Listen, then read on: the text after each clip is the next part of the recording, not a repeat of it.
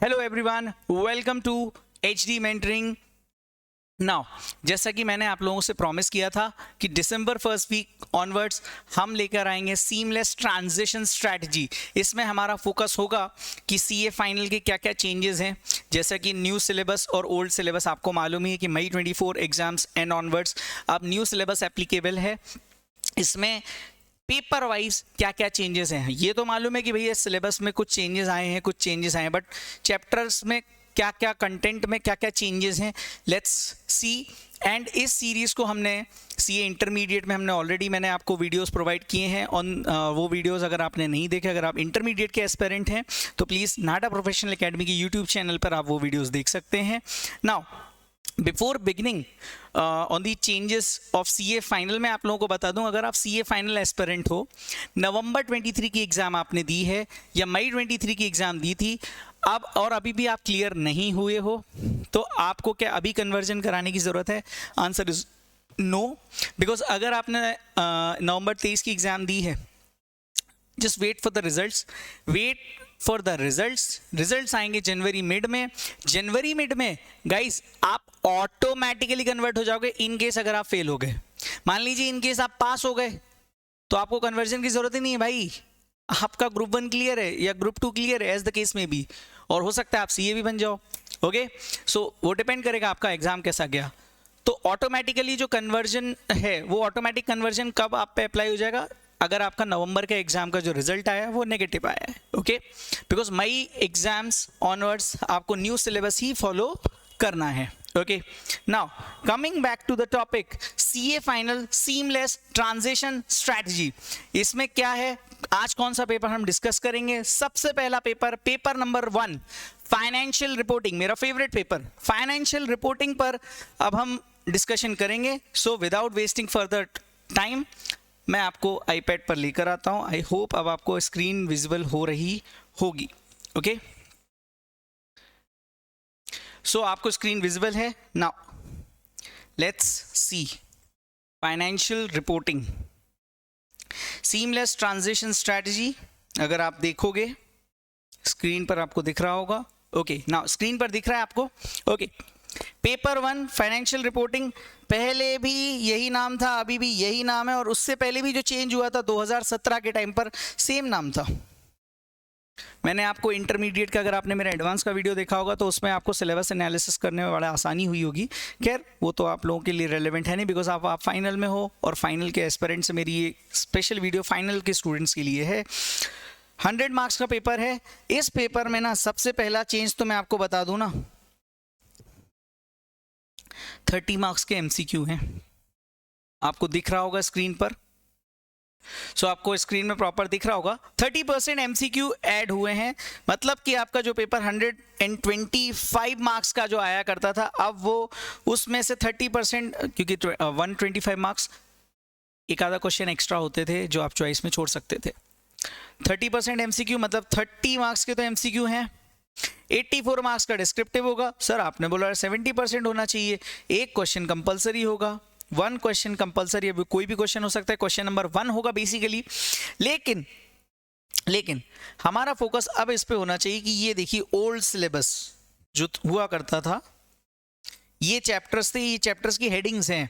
Like Ind AS पहला chapter था framework for preparation and presentation of financial statement, conceptual framework वगैरह, application of accounting standard, Indian accounting standard with reference to general purpose financial statements. पहली चीज Ind AS on first time adoption, मतलब 101, presentation of items in financial statement, ये देखिए 134 and 7। तो अब इसका seamless transition अगर अपन देखें तो ये मेरी PDF जो है वो आपको शेयर हो जाएगी, तो ये आप कंपेयर कर सकते हैं। यहाँ से वेटेज की अगर मैं बात करूं तो इन्होंने ना ये जो चैप्टर्स है ना, इसका 10 से 15%, चैप्टर 1, चैप्टर 2, चैप्टर 3 बहुत बड़ा चैप्टर कर दिया गाइस। आप अगर नोटिस करोगे ना चैप्टर 3 बहुत बड़ा है। चैप्टर 3 के अंदर 1 2 3 4 5 6 7 8 units in chapter number 3। Chapter 3 में 8 यूनिट्स हैं दोस्तों, और ये चैप्टर अगर आपने कर लिया, आपका एफआर 80% तो खत्म ही हो गया। 80 नहीं 70% आपका एफआर खत्म, क्योंकि उसके बाद बचा क्या? देखो उन्होंने एक चैप्टर अलग से दे दिया बिजनेस कॉम्बिनेशन कंसोलिडेशन का, एक 101 का, एक एनालिसिस ऑफ फाइनेंशियल स्टेटमेंट, ये नई 2 चैप्टर्स डाल दिए, और ये इंट्रोडक्शन वगैरह। तो बेसिकली अगर देखा जाए एफआर का, अगर आप सिलेबस देखोगे न्यू सिलेबस में, इन्होंने क्या किया चैप्टर 1 में ना, ये जो चैप्टर लेके आए ना, आपको याद होगा हम जब भी एफआर की क्लास करते हैं तो एप्लीकेबिलिटी वगैरह देखते हैं, डिवीजन 2 शेड्यूल 3 को भी हम देखते हैं और गाइडेंस देखते हैं। ये उन्होंने एक अलग से चैप्टर ही दे दिया। पहले अगर आपको याद हो तो डिवीजन 2 शेड्यूल 3 आप जो पढ़ते थे वो सीए फाइनल के मॉड्यूल नंबर 1 में एक अपेंडिक्स दिया हुआ था, उससे हम पढ़ते थे। अभी भी अपेंडिक्स दिया हुआ है, बट इन्होंने इसको एक चैप्टर में ही तब्दील कर दिया, अगर आप नोटिस करेंगे इसको। नाउ कंसेप्चुअल फ्रेमवर्क, ये चैप्टर पहले भी था, पहले ये चैप्टर 1 हुआ करता था। अच्छा, ये एप्लीकेबिलिटी हमें समझनी जरूरी थी, और ये चीजें हमें फैकल्टीज पढ़ाती भी थी। देन आता था हमारा देन उनका चैप्टर 3 का यूनिट 1 जो देखेंगे, end S on presentation of items in the financial statements, जिसमें इंड एस 1, 34 एंड 7, ये ऑटोमेटिकली ये टॉपिक सेम है। ये देखिए चैप्टर 2 में एक यूनिट थी presentation of items in the financial statement, old syllabus में। ये देखिए ये पूरा का पूरा देखिए एज इट इज सेम है, अगर आप देखोगे जो चीज हाईलाइट हुई। ओके, ये देखिए, ओके, इसको डाल दिया। देन उन्होंने यूनिट 2 डाला है अकाउंटिंग पॉलिसी पर।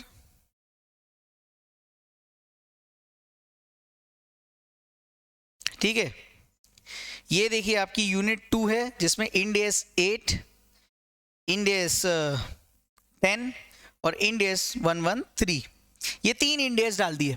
ओके, 115 एक चैप्टर हुआ करता था गाइस पहले, end S on income statement, that is 115 था ये।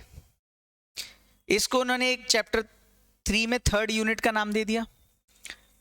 इंड एस ऑन असेट्स एक अलग चैप्टर था, और end S on liabilities of financial statement ये एक अलग चैप्टर था, बट न्यू सिलेबस में इसको एक कंबाइन कर दिया, और इसको 15 से 25 मार्क्स तक का वेटेज दिया हुआ है, परसेंट तक का वेटेज दिया हुआ। अगर आप देखोगे ओल्ड सिलेबस में तो ये देखिए end S on assets and liabilities of financial statement including industry specific end S. अब सर ये तो आप बोल रहे थे एक ही चैप्टर, अलग अलग चैप्टर्स थे पहले। देखिए ये तो चार्ट था, इसके अंदर जो हेडिंग्स थी, मैं आपको यहाँ पे जब ये इन ऑल समरी बताऊंगा ना चैप्टर वाइज मॉड्यूल के, उसमें आपको कंपैरिजन प्रॉपर दिख जाएगा। अगेन ये अच्छा सबसे लेंदी, ये सबसे ज़्यादा वेटेज वाला चैप्टर इसलिए भी है क्योंकि इसमें इंड एस 2, 116 लीजेस, 16 पीपीई, आपका 23 बोरोइंग कॉस्ट, देन आपका 36 impairment, 38 intangible, 40 investment, 105 non current assets held for sale and discontinued operation, then 19 and 37 ये एक अलग चैप्टर हुआ करते थे। 19 में एम्प्लॉय बेनिफिट, और 37 आपका provision, contingent liabilities and contingent assets. End S 12 आपका, देन इसके बाद देखिए end S on items impacting the financial statements, items impacting the financial statement, Ind AS 12, 21, Ind AS 12 और 21 ये अलग पहले एक चैप्टर हुआ करता था। आइटम्स इंपैक्टिंग ये देखिए ये भी एक चैप्टर था पहले। देन डिस्क्लोजर्स पे एक चैप्टर दिया, यहां भी एक डिस्क्लोजर पर चैप्टर था, ये देखिए items impacting. Other end S में इन्होंने इंड एस 41 को अलग से यहाँ पे ऐड कर दिया। पहले इंड एस 41 एक अलग चैप्टर हुआ करता था, चैप्टर नंबर 7 या chapter number 8, if I am not wrong chapter 8 था वो, इंड एस 41 एग्रीकल्चर वाला पॉइंट। अभी क्या हो गया यहाँ पर, ये तो कंपैरिजन अदर इंड एस तक के हो गए। फिर एक चैप्टर था भैया हमारा सबसे बड़ा, जिसको हम छोड़ भी नहीं सकते थे, फाइनेंशियल इंस्ट्रूमेंट। इंड एस 32, 109, 107 ज्यादा पढ़ा इसलिए नहीं जाता था बिकॉज क्या होता था उसमें डिस्क्लोजर्स थे, लेकिन अब एमसीक्यूज भी हैं, आप छोड़ नहीं सकते इंड एस को भी। मतलब पहले जो डिस्क्लोजर वाले जितने भी पार्ट हुआ करते थे इंड एस के अंदर ना, हम कई बार उसको साइड में रख देते थे बिकॉज प्रैक्टिकल पेपर कितना पूछेंगे, बट पॉइंट इज अब एमसीक्यू है, they can ask anything they want. Disclosure के नाम पे अगर वो एमसीक्यू पूछ लेंगे और हमें नहीं बना, हम निपट गए। तो डिस्क्लोजर वाले इंडियस जितने भी थे, जितने भी इंडियस का जो भी हर इंडियस में एक पार्ट होता है डिस्क्लोजर का, रिकॉग्निशन, मेजरमेंट, डिस्क्लोजर लास्ट में होता है। तो डिस्क्लोजर वाला पार्ट भी अब इंपॉर्टेंट हो गया है, even in the paper of intermediates, advance accounts, now even in the paper of financial reporting. Indians वाला जो पूरा सिलेबस है, क्योंकि इंडियस ही है और कुछ है ही नहीं है, ठीक है। ये एक अलग चैप्टर में मानता हूं, आपके फैकल्टी जिससे भी आपने पढ़ा हो वो कराएंगे। नाउ ग्रुप अकाउंटिंग के नाम पे उन्होंने 2 चैप्टर दे दिए, एक बिजनेस कॉम्बिनेशन और एक consolidation and separate financial statement. मतलब business combinations 103 and consolidation 20। Consolidation में अगर मैं बात करूं तो consolidation and separate financial statements की अगर मैं बात करूं तो यहाँ 5 अकाउंट इंडियस पढ़ते हैं हम, Indians 27, Indians 28, 27 separate financial statement, 28 associates, 110 consolidation with subsidiary, 111 and 112, ये 5 इंडियस थे। एंड लास्ट में first time adoption of Indian accounting standards 101, analysis of financial statement, ये कंबाइंड चैप्टर हुआ करता था, पहले भी था अभी भी है। ये 2 चीजें नई आ गई सीए फाइनल में, एक तो एक तो आगे बेटा एथिक्स विद अकाउंटिंग कॉन्सेप्ट्स और एक टेक्नोलॉजी एंड अकाउंटिंग। इसमें कुछ आपको ऑडिट के फंडामेंटल्स भी काम आएंगे, ऑडिट के फंडामेंटल्स काम आएंगे इस चैप्टर में, यहां पर ये ऑडिट के फंडामेंटल्स काम आएंगे यहां पर। और ये अगेन टेक्नोलॉजी एंड अकाउंटिंग, ये भी एक अच्छा ये भी एक थ्योरी टॉपिक है। पहले बेसिकली 2 टॉपिक हुआ करते थे, integrated reporting and corporate social responsibility, ये टॉपिक्स हटा दिए गए हैं। एक डिस्कशन है यहाँ पर कि जब हम 115 पढ़ेंगे या फिर 115 जब हम पढ़ेंगे तो वहां पर A7, 9 का रेफरेंस आएगा। अगर हम 116 पढ़ेंगे या एम्प्लॉय बेनिफिट्स वाला स्टैंडर्ड्स पढ़ेंगे तो वहां पर भी AS 15 का थोड़ा सा रेलेवेंस आ सकता है। ये एक और चीज, ये एक इंपॉर्टेंट पॉइंट है, अगर आप इस लाइन को पढ़ें थोड़ा सा, आपको स्क्रीन पे दिख रही होगी, ये देखिए, discussion on AS7, 9, 19, 22. Sir AS7 the construction contracts, AS9 revenue recognition, 115 का अगर आप नाम देखेंगे तो revenue from contracts with the customer, यहां पर कुछ रेलेवेंस आएगा और यहां पर वो चीजें इन अकाउंटिंग स्टैंडर्ड्स का डिस्कशन है। अगर मैं बात करूं इंड AS 116 लीजेस, तो आपने एक इंटरमीडिएट में एक अकाउंटिंग स्टैंडर्ड पढ़ा होगा AS19 लीजेस, उसके बारे में डिस्कशन यहां पर है। AS 22 का डिस्कशन इंड AS 12 में है, इनकम टैक्सेस में, जो आप AS 22 इंटरमीडिएट में पढ़ते थे। तो दीज आर दी चेंजेस। अब अगर मैं चैप्टर टू चैप्टर कंपेयर करूं तो ओल्ड में ये आपका एक तो ये है, देखिए न्यू सिलेबस, ये है ओल्ड सिलेबस। ओल्ड सिलेबस में ये कोई चैप्टर था ही नहीं, जो अभी आपका न्यू सिलेबस में चैप्टर 1 है। जो पहले चैप्टर 1 हुआ करता था वो अब चैप्टर नंबर 2 है, और जो चैप्टर नंबर 2 था वो अब चैप्टर नंबर 3 है। लेकिन चैप्टर 3 भयंकर बड़ा है। अगर आप पहले देखोगे ना तो there were around 17 chapters, 17 chapters थे। 17 चैप्टर्स में आप में मान के चलना कि 17 के 17 चैप्टर्स अभी नहीं है। आप मॉड्यूल ओपन करोगे न्यू सिलेबस का तो आपको मिलेंगे कितने, 7 चैप्टर्स। चलिए देखते हैं 17 चैप्टर्स में। जैसे ही चैप्टर नंबर 2 आपका चालू होता है पुराने सिलेबस में, उसमें यूनिट 1 थी इंड AS 1, 34 एंड 7।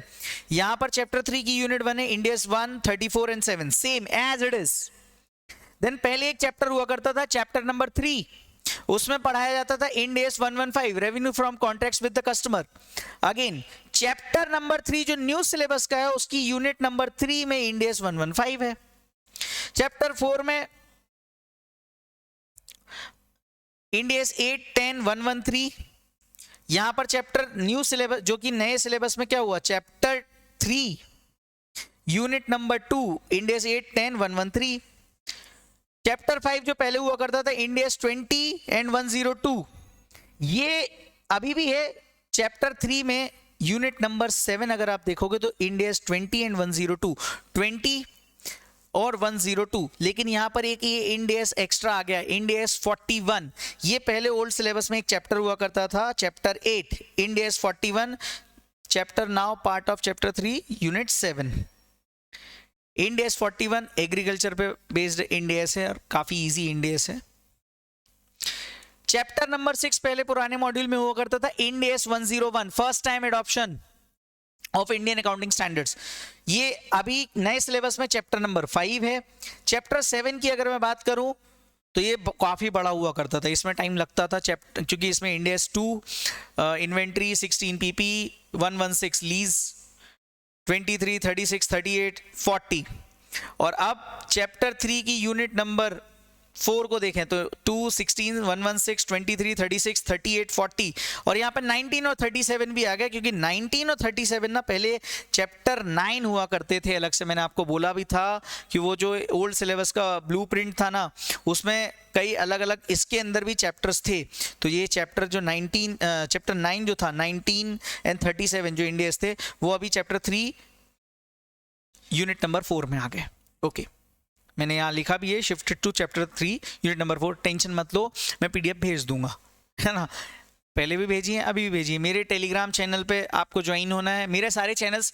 अब आप कई बच्चे ना, कई बार ऐसा होता है कि सर आपका चैनल मिलता ही नहीं, हम सर्च करते हैं हर्षित द्विवेदी एचडी मेंटरिंग, कहीं नहीं मिलता।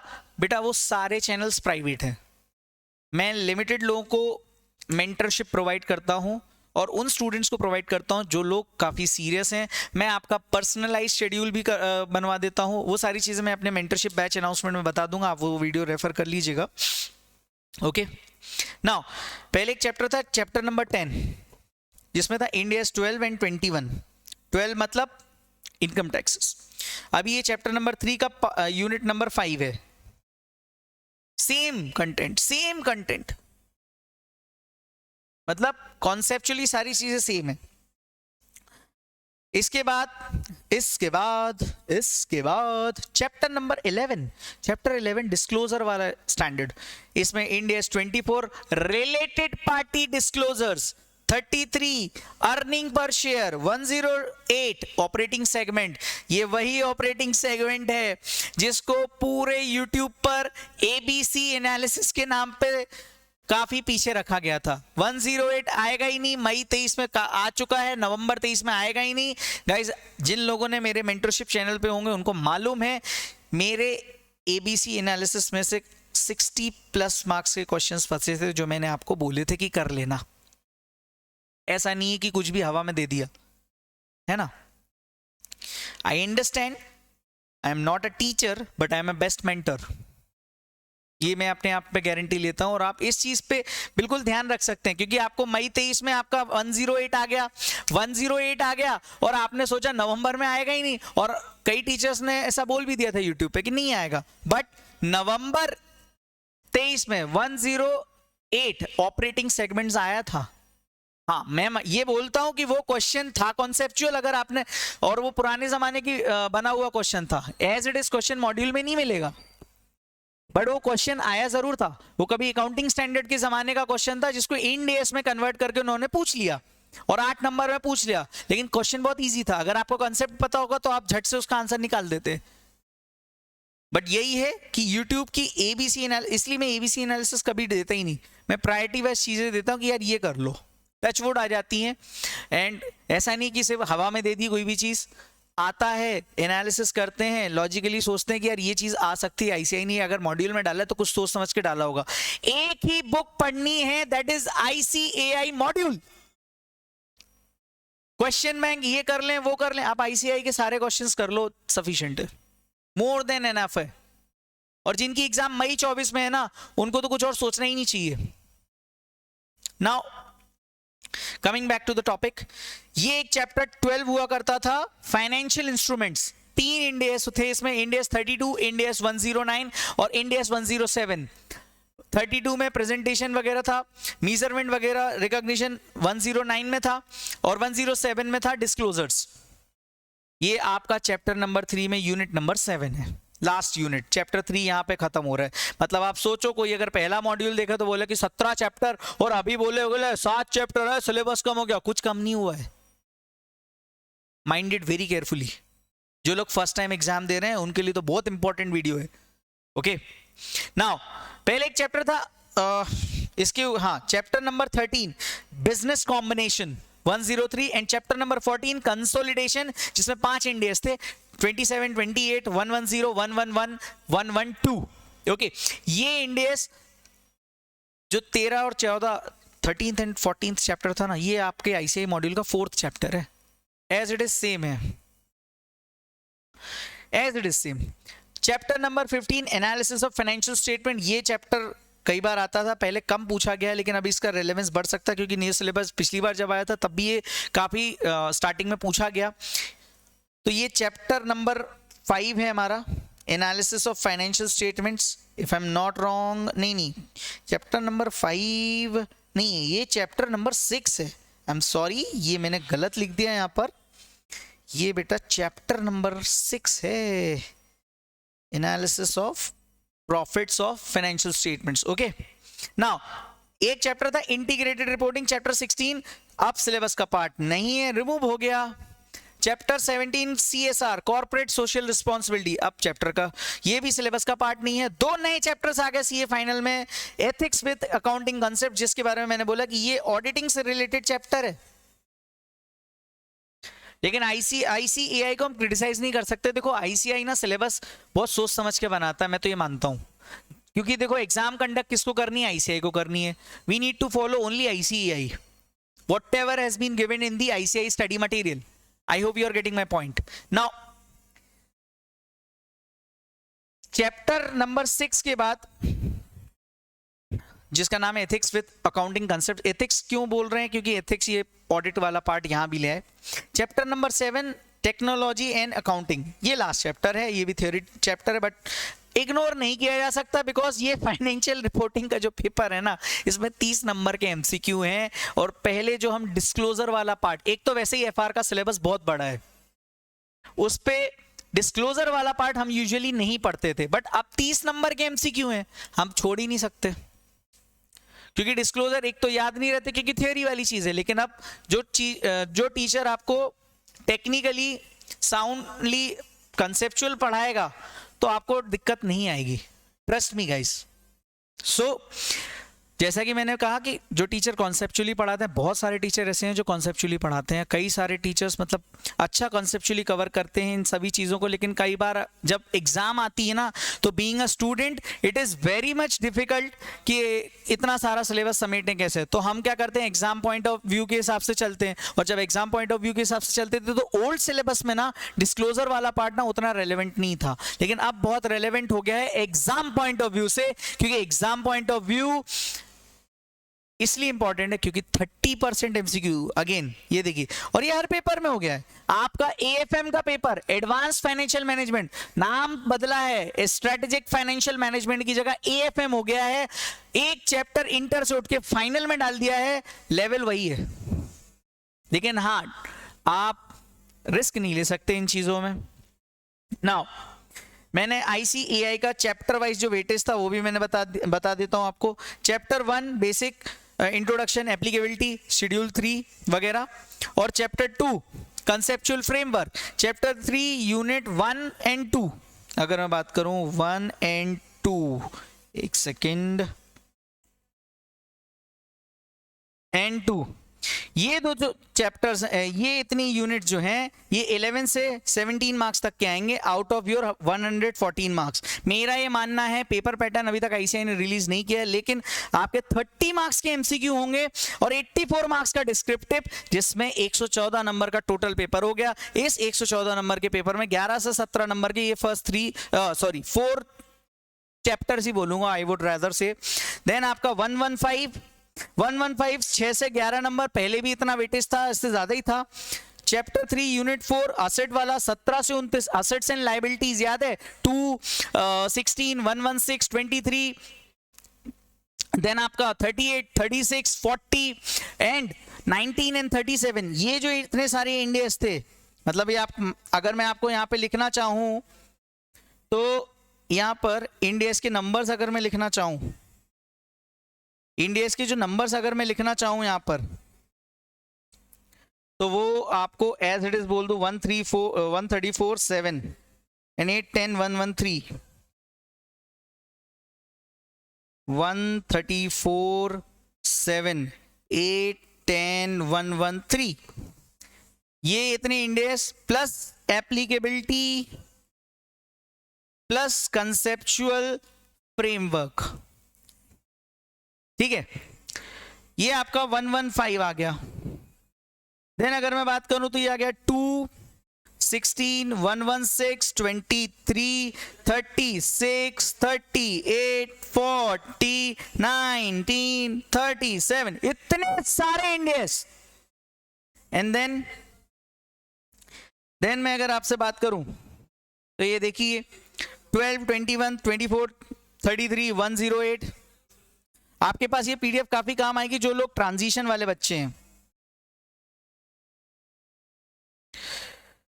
12 21 24 33 108, इसके अलावा और कौन सा एक चैप्टर था, 20 102 एंड 41, 20 102 एंड 41, ठीक है, ये यहाँ पे आ गया। फाइनेंशियल इंस्ट्रूमेंट दुनिया को मालूम है, ये अगर मैंने बता दिया तो आप सोचो आपको ये चीज बताना जरूरी नहीं है, मेरे को ऐसा लगता है, लेकिन फिर भी मैं लिख देता हूँ 32 107 109, बिजनेस कॉम्बिनेशन 103, कंसोलिडेशन में मैंने वीडियो में ही बोल दिया 27 28 110 111 112, ठीक है। चैप्टर 5 अगर मैं बात करूं 101, analysis of financial statement chapter number 6 है। चैप्टर 7 अगेन एथिक्स एंड वो ethics with accounting concepts and term, last chapter आपका था टेक्नोलॉजी एंड अकाउंटिंग। तो ये आपका सिलेबस रहा। आई होप आपको ये चैप्टर वाइज वेटेज समझ में आया होगा। यहाँ पर देखिए 70 to 20 मार्क्स, 12 21 24 33 102 108 20 41, ये सब मिला के 17 से 23 नंबर, तो आप इनको इग्नोर कर ही नहीं सकते। फाइनेंशियल इंस्ट्रूमेंट को आप इग्नोर नहीं कर सकते, और ये 2 चैप्टर इनको तो बिल्कुल भी इग्नोर नहीं करते। ये जो 3 चैप्टर है ना, जिसको मैं अगर मैं अंडरलाइन भी करूं, अंडरलाइन अगर मैं करने जाऊं ना,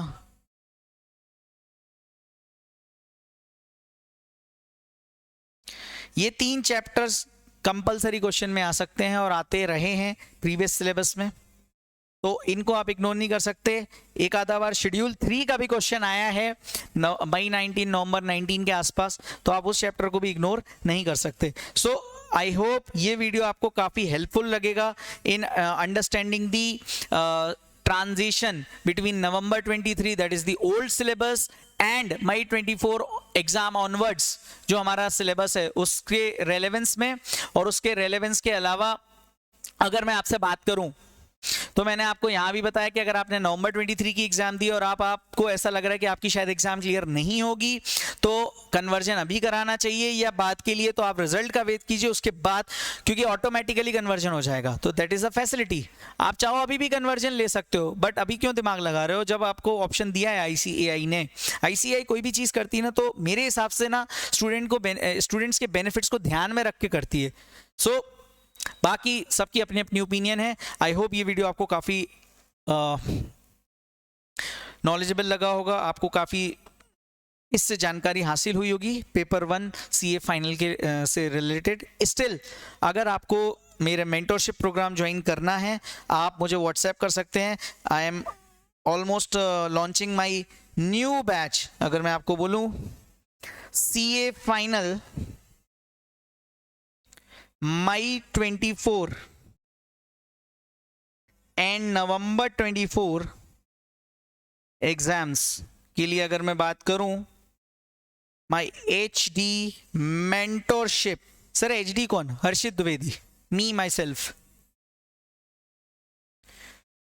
प्रोग्राम आप ज्वाइन कर सकते हैं, ये दिसंबर फर्स्ट वीक में लॉन्च होने वाला है। तो आप इसके मैं आपको गूगल फॉर्म मेरे टेलीग्राम चैनल पे व्हाट्सएप कर दूंगा, टेलीग्राम चैनल पे शेयर कर दूंगा।